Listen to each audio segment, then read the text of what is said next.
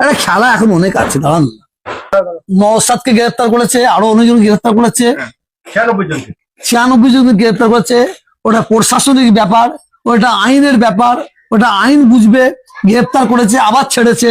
কিন্তু ওকে যেভাবে গ্রেফতার করা হলো, 96 জনকে যেভাবে গ্রেফতার করা হলো, এইভাবে শুভেন্দু অধিকারী এর চেয়ে তো আরো কঠোর কঠোর করছে। তাকে গ্রেফতার করা হয় না কেন?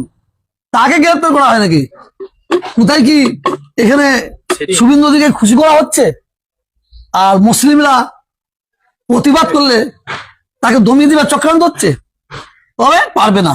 সবার এই পথ অবরোধ আরো তো অন্য পলিটিক্যাল লিডাররা করে, তাদের ঘরে গ্রেপ্তার করা হয়নি। এটা বাংলার মুসলমানদের জিজ্ঞাসা চিহ্ন রয়ে যাচ্ছে। বলে যে এই রাজ্যে ওই ওয়াকফের বিলের বিরুদ্ধে প্রতিবাদ করা যাবে না, তিনি ভুল বলছেন।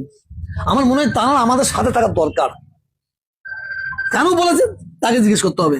তাহলে মানুষ তো বলবে, তাহলে বাংলার মুসলমানরা কি দিল্লিতে গিয়ে ভোট দেবে নাকি? ভোটের সময় বাংলায় দাও, আর তাদের ন্যায়ের বিচারের জন্য ওরা দিল্লিতে যাও।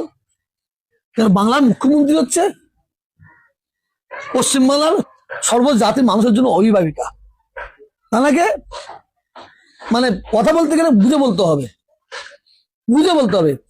তাকে একটা ধর্মকে বুকে টেনে নেবে আর একটা ধর্মকে পায়ের কাছে ছেড়ে দেবে, এটা ঠিক নয় বলে আমি মনে করি।